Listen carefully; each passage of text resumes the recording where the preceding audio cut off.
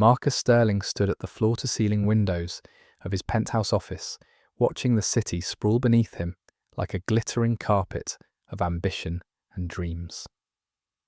At 35, he had built an empire that most men could only fantasize about. His tech company had revolutionized digital banking, his real estate holdings stretched across 3 continents, and his investment portfolio could fund small countries. But tonight, something gnawed at him. The question that kept him awake wasn't about market projections or quarterly earnings. It was simpler, yet infinitely more complex. Who among the people in his life actually cared about Marcus the man, rather than Marcus the billionaire?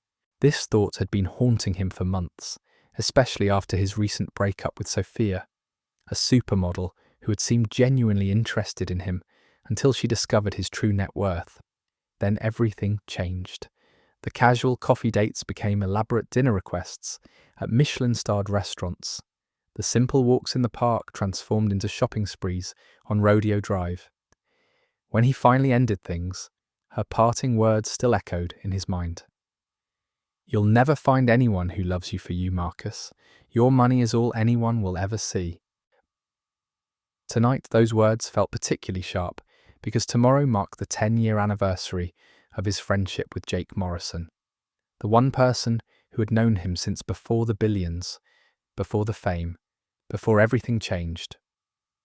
Marcus picked up his phone and scrolled through his contacts, pausing at Jake's name.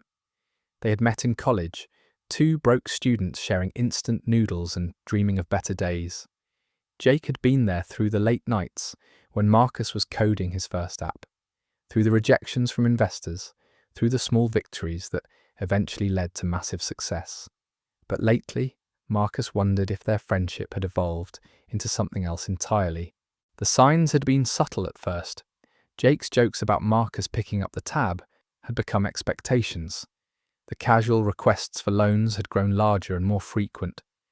Just last month, Jake had asked for $50,000 to invest in some cryptocurrency scheme, promising to pay it back with interest. Marcus had given it to him without question, as he always did, but the interaction left him feeling hollow. Was Jake his friend, or was Jake his personal ATM with a familiar face? Marcus walked to his desk and pulled out a leather journal, one his grandfather had given him years ago. The old man had been a steel worker who built his fortune through sweat and determination, and he had always warned Marcus about the price of success. "Money changes people, son," his grandfather had said on his deathbed, "but more importantly, it reveals who they really are. The challenge isn't making money. The challenge is keeping your soul while you do it." As Marcus wrote in the journal, an idea began to form. It was crazy, perhaps even dangerous, but it might give him the answers he desperately needed. What if he could somehow test Jake's loyalty? What if he could discover whether their friendship was built on genuine affection or financial convenience? The plan that emerged was both simple and elaborate. Marcus would stage his own financial downfall, at least in Jake's eyes. He would pretend that his empire had crumbled, that he had lost everything, that he was just another struggling guy who needed help instead of being the one who always provided it. Marcus spent the next week crafting his strategy with the precision he usually reserved for business deals. He contacted his most trusted attorney, Sarah Chen, someone who had been with his company since the beginning and knew how to keep secrets. "This is highly unusual, Marcus," Sarah said, when he explained his plan during a private meeting in her downtown office. "Are you sure you want to do this? The psychological impact could be significant, regardless of the outcome." Marcus leaned back in the leather chair, considering her words carefully. "Sarah, I've built this entire life, this whole identity around success and wealth. But I've lost something along the way. I need to know who I really am when all of that is stripped away. More importantly, I need to know who Jake really is." Sarah nodded slowly, understanding the deeper implications of what he was asking. "What exactly do you need from me?" "Legal documentation that appears to show bankruptcy proceedings, asset seizure, the whole 9 yards. It needs to look completely authentic, because Jake is smart enough to spot anything fake. I also need you to help me set up a completely separate financial identity. Something clean that he can't trace back to my real assets. Over the following days, Sarah worked with a small team of trusted professionals to create what appeared to be a complete financial collapse. Fake court documents, fabricated news articles about failed investments, even staged photographs of Marcus moving out of his penthouse. To the outside world, or at least to Jake's world, Marcus Sterling had lost everything in a series of catastrophic business decisions. The hardest part was moving out of his penthouse and into a modest apartment across town. Marcus had rented a small 2-bedroom place in a middle-class neighbourhood, the kind of apartment he might have lived in during his college days. As he packed his personal belongings, keeping only the essentials, he felt a strange mixture of anxiety and anticipation. His housekeeper, Maria, who had worked for him for 8 years, watched him with worried eyes. "Mr. Sterling, are you sure about this? This seems very dangerous." Marcus paused in his packing, holding a photograph of him and Jake from their college graduation. Both of them were grinning widely, their arms around each other's shoulders, their futures stretching out before them like blank canvases waiting to be painted. "Maria, sometimes you have to lose everything to find out what really matters," he said quietly. "I need to know if the people in my life care about me or just my bank account." The night before he planned to contact Jake with the news of his supposed downfall, Marcus sat in his new apartment, surrounded by cardboard boxes and feeling more alone than he had in years. The silence was deafening after years of living in luxury, where every need was anticipated and every comfort provided. He pulled out his phone and stared at Jake's contact information for a long time. Once he made this call, there would be no turning back.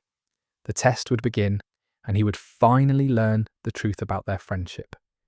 But as his finger hovered over the call button, a part of him wondered if he really wanted to know the answer. What if Jake failed the test? What if the one person he thought he could trust turned out to be just another person drawn to his wealth? The possibility was terrifying, but the need to know was stronger than his fear. Marcus took a deep breath, pressed the call button, and waited for his best friend to answer. In a few minutes, he would begin the most important performance of his life, one that would either confirm his deepest fears or restore his faith in human nature. The phone rang once, twice, 3 times before Jake's familiar voice came through the speaker. "Hey, Marcus. What's up, man? How's the billionaire life treating you today?" Marcus felt his throat tighten as he heard the casual reference to his wealth. The very thing he was about to claim had vanished. "Jake, I need to see you. Something terrible has happened." The lightness in Jake's voice immediately shifted. "Whoa, what's wrong? You sound really shaken up." "I can't explain it over the phone. Can you come over? I'm not at the penthouse anymore. I had to move." Marcus gave him the address of the modest apartment, his hands trembling slightly as he spoke. "Move? Marcus, you're scaring me. I'll be right there." 30 minutes later, Jake knocked on the apartment door. When Marcus opened it, his friend's expression shifted from concern to confusion as he took in the sparse surroundings and cardboard boxes scattered around the small living room. "Dude, what is this place? Did you buy another property or something?" Jake stepped inside, looking around with bewildered eyes. Marcus closed the door and leaned against it, summoning every ounce of acting ability he possessed. "Jake, I lost everything. The company, the investments, the real estate, all of it. I'm broke." Jake stared at him for a long moment, as if waiting for the punchline to an elaborate joke. "Come on, man. This isn't funny. What's really going on?" "I'm serious." Marcus pulled out the fabricated legal documents Sarah had prepared, spreading them across the small coffee table. Bad investments, market crashes, some deals that went south. The lawyers say I'm looking at complete bankruptcy. I had to liquidate everything just to pay off the debts. Jake picked up one of the documents, scanning it with growing alarm. His face went pale as he read the numbers, the asset seizures, the legal terminology that painted a picture of total financial ruin. This can't be real. You're Marcus Sterling. You don't just lose billions overnight. Apparently, you can. Marcus slumped onto the second-hand couch he had purchased at a thrift store earlier that week. The worst part is, I don't know who I can trust anymore. Everyone in my life, all my business associates, they've already started distancing themselves. Word travels fast in our circles. Jake set the papers down slowly, his hands shaking. For several minutes, he said nothing, just stared at the documents as if they might change if he looked at them long enough. Marcus watched his friend's face carefully, studying every micro-expression, every shift in body language. This was the moment of truth. Would Jake offer support, or would he start calculating how this affected his own financial prospects? "How much do you have left?" Jake finally asked, his voice barely above a whisper. "Enough for about 3 months of rent on this place, maybe some groceries. That's it." Marcus had rehearsed this part of the story carefully, making sure the numbers were believable but dire. Jake ran his hands through his hair, a nervous habit Marcus remembered from their college days when they were studying for final exams. "This is insane. There has to be something we can do, some way to rebuild." Marcus felt a small spark of hope at his friend's choice of words. "Of course you're my best friend, Marcus. We've been through everything together." Jake stood up and began pacing the small living room. "Okay, let me think. I've got some savings, not much, but maybe we can figure something out. And I know people, investors, who might be willing to take a chance on you again." Marcus felt his chest tighten with emotion. This was the response he had hoped for, but hadn't dared to expect. "Jake, I can't ask you to risk your money on me. Not after what just happened." "You're not asking. I'm offering." Jake stopped pacing and looked directly at Marcus. "How much do you think you'd need to get back on your feet? To start over?" "Honestly, it would take at least $1 million just to clear the remaining debts and have enough capital to begin rebuilding. But Jake, that's money I might never be able to pay back." Jake was quiet for a long moment, his brow furrowed in concentration. Marcus could practically see the wheels turning in his friend's mind, weighing options, calculating risks. "I don't have $1 million, Jake said finally, but I have about 200,000 in my investment accounts, money I've been saving for years. It's yours if you need it." Marcus felt tears prick at the corners of his eyes. The offer was genuine. He could hear it in Jake's voice, see it in his earnest expression. This was his friend, the real Jake, the one who had shared ramen noodles and big dreams all those years ago. "I can't take your life savings, Jake." "It's not my life savings, it's an investment in my best friend. Besides, you've helped me out so many times over the years. Remember when I couldn't make rent in senior year? Or when I needed money to buy my mum's medication, when her insurance wouldn't cover it? You never hesitated, never made me feel like a charity case." Marcus did remember. He remembered every loan, every favour, every time Jake had needed help. But he also remembered that Jake had always paid him back, even when it took months or years. "There's something else," Jake continued, sitting back down on the couch. "My dad left me some money when he passed last year, about 50,000, that I haven't touched because it felt too painful to use. But I think he would have wanted me to help a friend in need." The weight of Jake's words hit Marcus like a physical blow. Jake was offering him money that held deep emotional significance, funds that represented his father's final gift. This wasn't just financial support. This was sacrifice born of genuine love and loyalty. "Jake, I don't know what to say. Say you'll let me help. Say we'll figure this out together, just like we always have." Jake reached over and gripped Marcus's shoulder. "You know what's funny? All these years I've been a little intimidated by your success. Sometimes I felt like I didn't belong in your world, with all the fancy restaurants and private jets. But this, sitting here in this crappy apartment, talking about real problems, this feels like the old days. This feels like us." Marcus nodded, not trusting his voice to remain steady. The test was revealing more than he had expected. Not only was Jake passing with flying colours, but Marcus was learning something about himself too. The man sitting across from him wasn't offering help because of obligation or guilt. He was offering it because their friendship meant something real to him. I need to ask you something, and I need you to be completely honest, Marcus said. Are you doing this because you expect me to bounce back and make you rich? Because you're betting on a future payoff? Jake looked genuinely surprised by the question. Marcus, I'm doing this because you're my friend. If you never make another dime, if you spend the rest of your life working at a coffee shop, you'll still be my friend. Money doesn't change that. Marcus felt his heart swell with a mixture of relief and guilt. Jake's words were everything he had hoped to hear, but they also made the deception feel heavier on his conscience. Still, he needed to push the test further, to see just how deep his friend's loyalty truly ran. There's more, Jake. The bankruptcy isn't the worst part. Marcus stood up and walked to the window, gazing out at the modest neighborhood street. Some of the investments that went bad, they weren't just my money. I had convinced other people to invest with me. Friends, family members, people who trusted me. Jake's face grew serious. How bad are we talking? My cousin Sarah put her kid's college fund into one of my tech startups. My old college roommate Mike invested his retirement savings. They're all asking questions and I don't have answers. I don't have their money.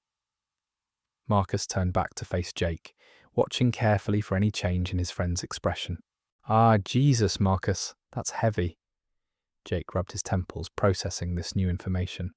But that doesn't change anything. Mistakes happen, even to the smartest people. You didn't lose their money on purpose. Some people might see it differently. There are lawyers involved now, potential lawsuits. My reputation is completely destroyed. Marcus sat back down, leaning forward with his elbows on his knees. Anyone associated with me is going to face scrutiny. Your name might come up since we've been friends for so long. For the first time since arriving, Jake hesitated. Marcus could see him thinking through the implications, weighing the potential consequences of standing by someone who was not just broke, but potentially facing legal troubles. What kind of scrutiny? Jake asked quietly. Financial audits, background checks, guilt by association. If you help me now, people might think you were involved in the bad deals. It could affect your job, your credit, everything. Marcus hated lying to his friend, but he needed to know if Jake's loyalty had limits. Jake was silent for several minutes, staring at the fake legal documents scattered across the coffee table. Marcus held his breath, wondering if this was the moment his friend would back away, would decide that the risk was too great. You know what? Jake finally said, looking up with determination in his eyes. Let them investigate. I've got nothing to hide. And if standing by my friend costs me my job, then it wasn't a job worth having. Marcus felt his throat constrict with emotion. Jake, you don't understand what you're saying. This could ruin your life too. My life would be ruined if I abandoned my best friend when he needed me most. Jake leaned back on the couch, crossing his arms. Besides, you think I don't remember what you did for me when my mum was sick? You didn't just give me money for her medical bills. You flew in specialists from Johns Hopkins. You made sure she had the best care available. You never asked for credit, never made it about you. Marcus did remember. Jake's mother had been diagnosed with a rare form of cancer, and Jake had been drowning in medical bills and desperation. Marcus had quietly arranged for the best oncologists in the country to consult on her case, covering all expenses without ever mentioning it to Jake. That was different, Marcus said softly. No, it wasn't. It was you being a friend. Just like this is me being a friend. Jake pulled out his phone and started scrolling through his banking app. I'm going to transfer you $20,000 right now. It's all I can access immediately, but I'll liquidate my investment accounts tomorrow. Jake, wait. Marcus reached out and grabbed his friend's wrist. You're making decisions based on emotion. Take time to think about this. I don't need time.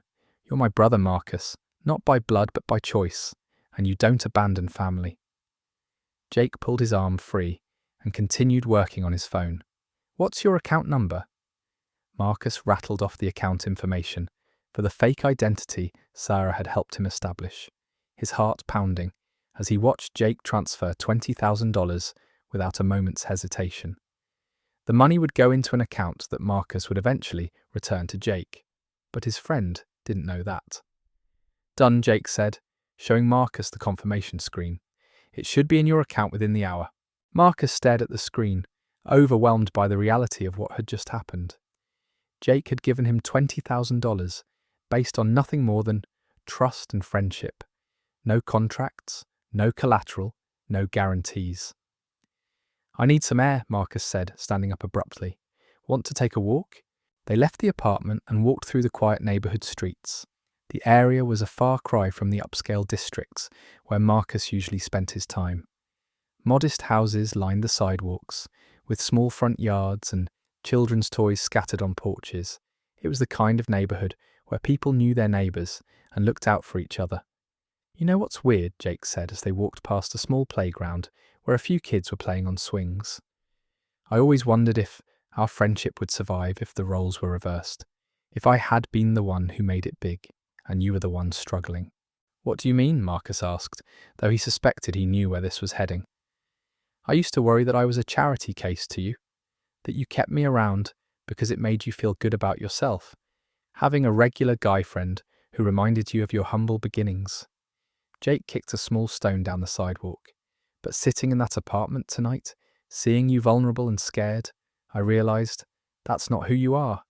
You never made me feel small or insignificant." Marcus felt a stab of guilt. Here was Jake, being completely honest about his insecurities, while Marcus was orchestrating an elaborate deception. "There were times I worried about that too," Marcus admitted. "Times I wondered if people only wanted to be around me because of what I could do for them. Is that why you're not reaching out to your other friends now? Because you're afraid they won't help?" Marcus considered the question carefully. In truth, he hadn't told any of his other wealthy friends about his supposed downfall because he knew most of them would see through the deception. They understood his business too well, moved in the same circles, would spot the inconsistencies immediately. "Partly," he said, "but also because I'm ashamed. When you're successful, people expect you to have all the answers. Admitting failure feels like admitting you were a fraud all along." "That's bullshit," Jake said, with surprising vehemence. "Failure doesn't make you a fraud. It makes you human. Some of the most successful people in history failed spectacularly before they succeeded." They had reached a small park with a pond in the centre. A few ducks glided across the water, and an elderly man sat on a bench feeding them breadcrumbs. Marcus and Jake found an empty bench and sat down, watching the peaceful scene. "Can I ask you something?" Jake said after a few minutes of comfortable silence. "Anything." "When you had everything, were you happy?" The question caught Marcus off guard. He had expected Jake to ask about business strategies or future plans, not something so personal and philosophical. "I thought I was," Marcus said slowly. "But looking back, I think I was just distracted. There was always another deal to make, another company to acquire, another goal to achieve. I never stopped long enough to ask myself if any of it actually mattered." "And now?" Marcus looked around the simple park, at the modest homes visible beyond the trees, at his friend sitting beside him, offering support without expecting anything in return. "Now I'm terrified, but I also feel more awake than I have in years. Does that make sense?" "Perfect sense," Jake smiled. "My dad used to say that comfort was the enemy of growth. Maybe losing everything is exactly what you needed." They sat in comfortable silence for a while, watching the ducks and listening to the sounds of the neighborhood settling in for the evening. Marcus found himself thinking about his grandfather's words, about money revealing people's true nature. The test was certainly revealing Jake's character, but it was also forcing Marcus to confront some uncomfortable truths about himself. "I need to tell you something," Jake said suddenly, his voice taking on a more serious tone. "About the money I'm giving you. It's not just savings." Marcus turned to look at his friend, concerned by the change in his demeanour. "Remember how I told you about the $50,000 from my dad's estate? That's not the only money he left me. There was also a life insurance policy, about $150,000. Jake stared out at the pond, his jaw tense. "I've been sitting on it for months, too guilty to spend it on myself." "Guilty? Why?" "Because my dad and I didn't have the best relationship. He worked constantly when I was growing up. Missed most of my games, my graduation, Important moments, I resented him for years. Jake's voice cracked slightly.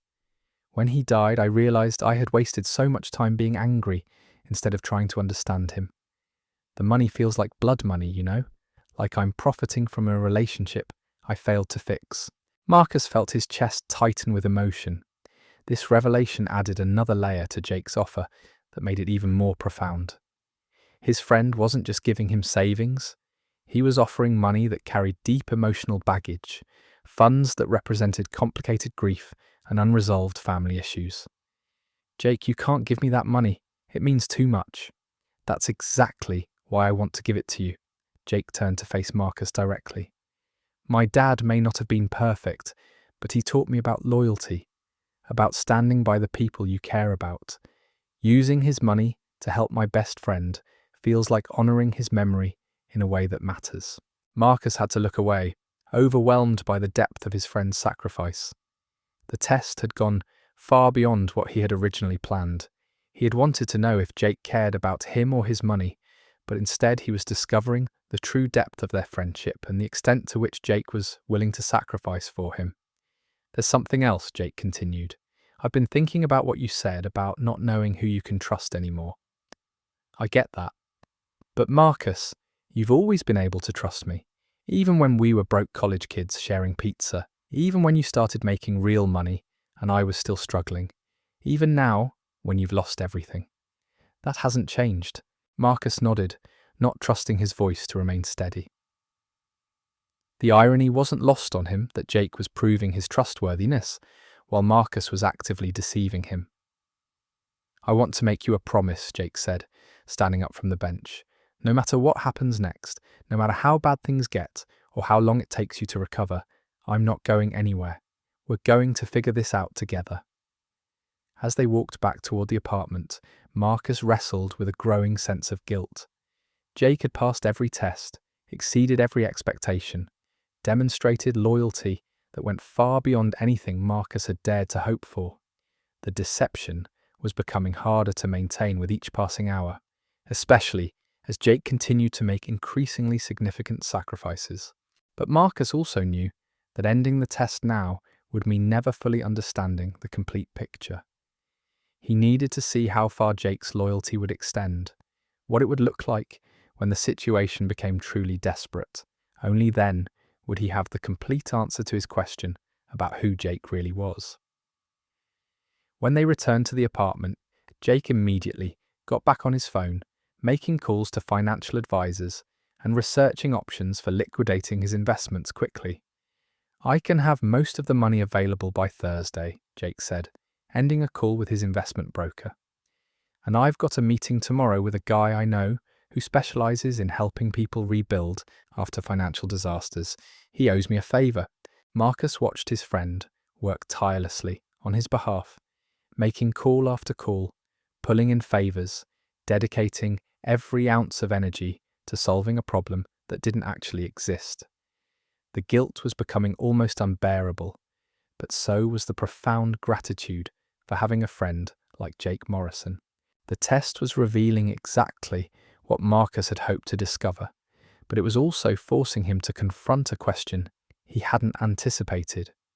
What kind of friend was he to put Jake through this elaborate deception? And perhaps more importantly, what would happen to their friendship when Jake eventually learned the truth? As the evening wore on, Marcus found himself caught in an emotional whirlwind he hadn't anticipated. Jake continued making calls, reaching out to contacts, even offering to sell his car to raise additional funds. The dedication was both heartwarming and heartbreaking. Listen, I know this sounds crazy, Jake said around midnight, sitting across from Marcus at the small kitchen table, but I've been thinking about this all wrong. Instead of just throwing money at the problem, what if we approach this strategically? Marcus looked up from the cup of instant coffee he'd been nursing. What do you mean? I mean, you didn't lose your knowledge, your experience, your network. Those are worth more than money. Jake pulled out a notebook and started sketching ideas. We start small, build from the ground up. I confront the initial capital. You provide the expertise. We become partners. The word partners hit Marcus like a lightning bolt. Jake wasn't just offering charity, he was proposing to rebuild together, to share both risks and rewards. This went beyond friendship into something deeper, a bond that transcended financial circumstances. Jake, you'd be risking everything on someone who just lost billions. That's not smart business. Maybe not, Jake shrugged, but it's smart friendship. Besides, you didn't lose those billions because you're stupid. You lost them because you took risks. That's what entrepreneurs do. Marcus stared at his friend, this man who was willing to bet his entire future on loyalty and faith. The test had given him his answer, but it had also created a moral dilemma that was eating him alive. Jake spent the next hour outlining potential business strategies, ways they could leverage Marcus's expertise in a smaller, more manageable venture. He talked about sacrifice as if it were opportunity, about risk as if it were adventure. Every word drove the knife of guilt deeper into Marcus's conscience. By 2 a.m, Jake had transferred another $15,000 and was making plans to meet with a small business loan officer in the morning. Marcus watched his friend sacrifice his financial security piece by piece, all for someone he believed was desperate and broken. "I should probably head home," Jake finally said, exhaustion clear in his voice. "Big day tomorrow. We're going to start turning this around, Marcus. I can feel it." After Jake left, Marcus sat alone in the quiet apartment, surrounded by the evidence of his friend's unwavering loyalty. Bank transfer confirmations, hastily scribbled business plans, contact information for potential investors who might take a chance on a fallen billionaire. The weight of the deception was crushing. Jake had proven beyond any doubt that their friendship was real, that loyalty ran deeper than money, that love transcended financial circumstances. But in proving his worthiness, Jake had also revealed Marcus's own moral failings. Marcus picked up his phone and called Sarah Chen, his attorney.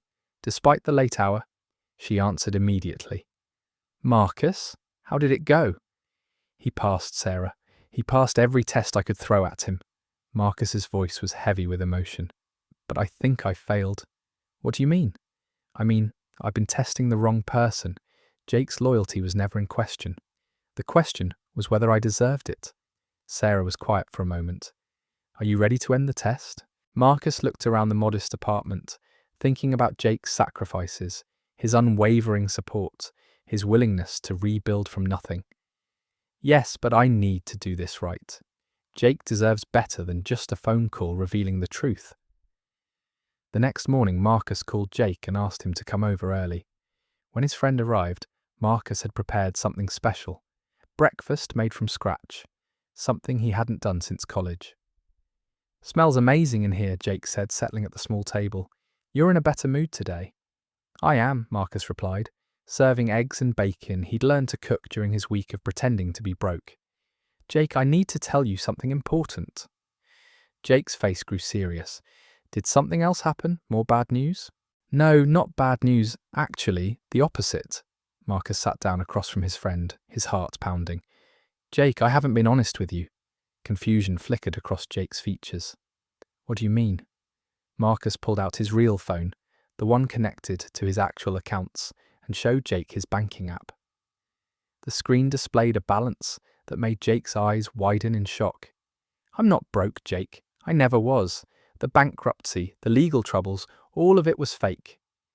Jake stared at the phone screen, then at Marcus, his expression cycling through confusion, realization, and finally hurt. "You lied to me?" "I tested you," Marcus said quietly. "I needed to know if our friendship was real or if you only cared about my money." Jake set down his fork slowly, his hands trembling slightly.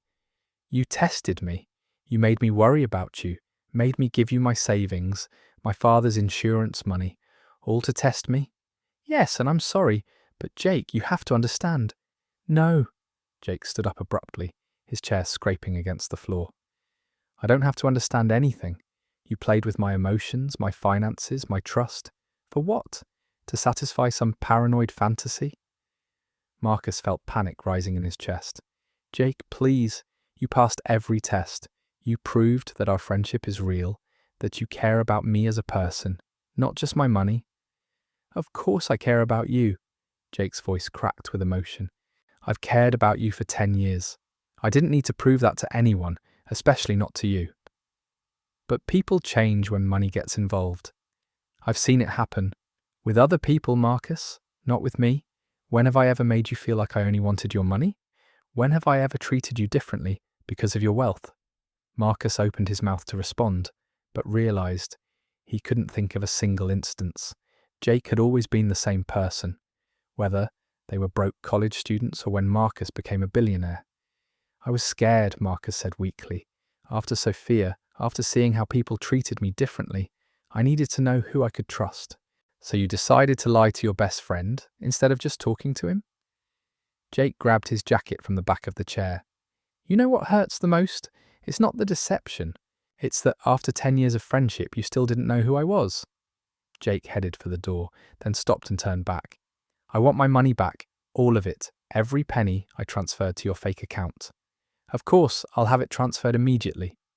No, I want a check today, because I don't trust electronic transfers from you anymore. The door slammed behind Jake, leaving Marcus alone with the devastating realization that in trying to test his friend's loyalty, he had destroyed the very thing he was trying to protect.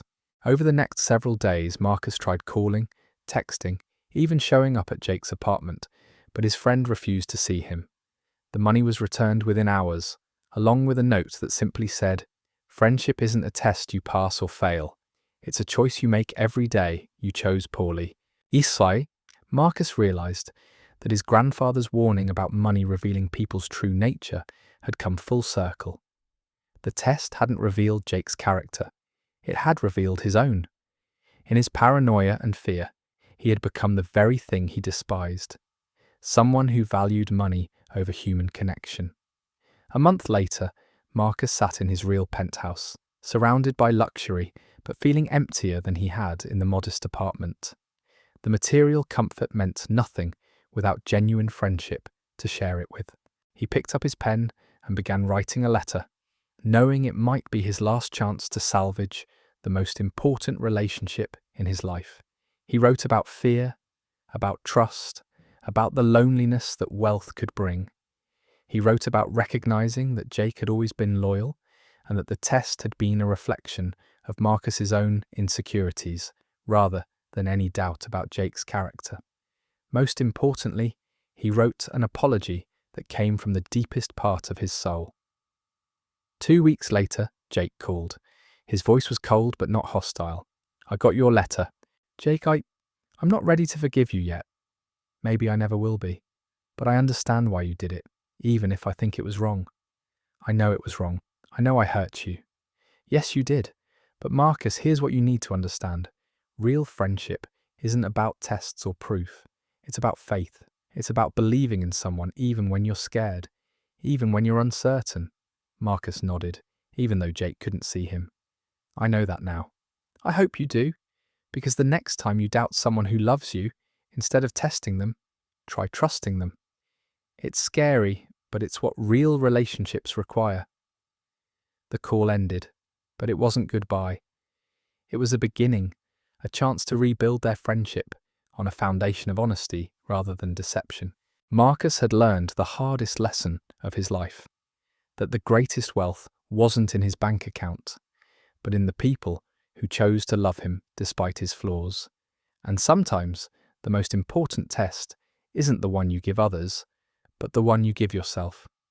The billionaire had pretended to be broke to test his friend, only to discover that he was the one who had failed the most important test of all.